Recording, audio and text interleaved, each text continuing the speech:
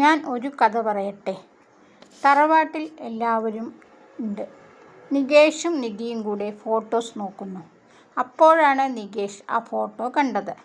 Photo കാണിച്ചിട്ട്, ഈ കുട്ടി ഞാനല്ലേ ഏട്ടാ? ഫോട്ടോ നികേഷ് നിധിക്ക് കൈമാറി.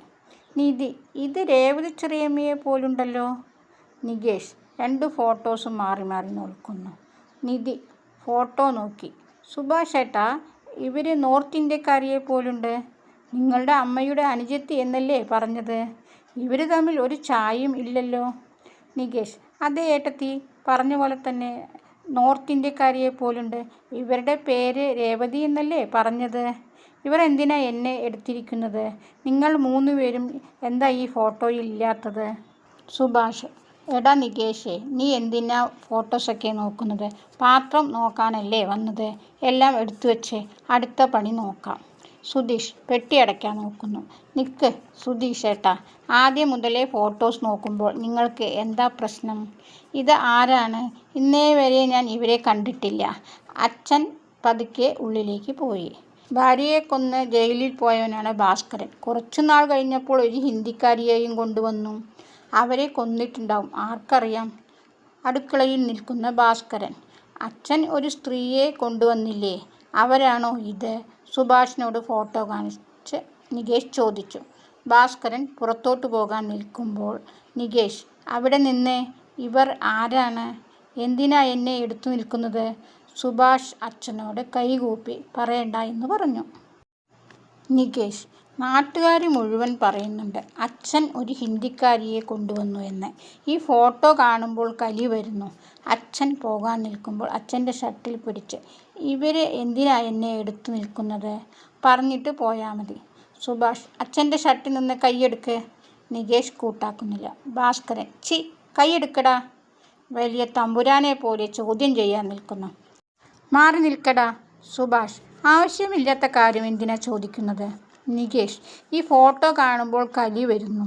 ഇവരുടെ കയ്യിൽ എന്തിനാ എന്നെ കൊടുത്തത്? ഭാസ്കരൻ, നിന്റെ ഒരു കലി. നിനക്ക് ഉത്തരമല്ലേ വേണ്ടത്? ഞാൻ പറയാം. നിന്റെ തള്ള നിന്നെയല്ലാതെ നാട്ടുകാരുടെ കുഞ്ഞിനെ ഒക്കത്തെടുത്ത് വയ്ക്കാൻ പറ്റുമോ? എല്ലാവരും ദുഃഖത്തിലായി. നിന്നെ കാണുമ്പോൾ കലി ഇളക്കുന്ന ആ ഫോട്ടോ ഉണ്ടല്ലോ, അതിൽ കാണുന്ന ആ സ്ത്രീയാണ് നിന്റെ അമ്മ, നിന്റെ പെറ്റ തള്ള. നികേഷ് അത് കേട്ട് വിഷമമായി. അമ്മയോ? സുഭാഷ്, എന്തൊക്കെയാ അച്ഛാ വിളിച്ചു പറയുന്നത്? ഒന്നും മിണ്ടാതിരുന്നൂടെ? നികേഷ്, എന്തൊക്കെയാ പറയുന്നത്?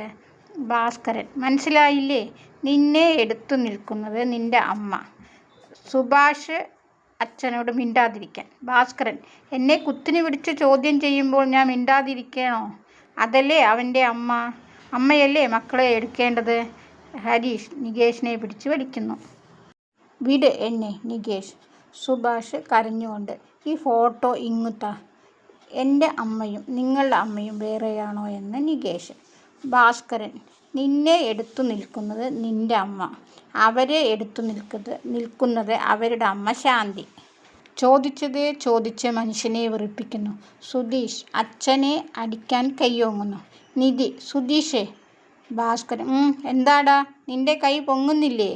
സുധി, ആരോടാ എന്താ പറയേണ്ടതെന്ന് അറിയില്ല. ഇത്രയും പ്രായമായില്ലേ? ഭാസ്കരൻ, എന്താ ഞാൻ പറഞ്ഞതിൽ തെറ്റുള്ളത്?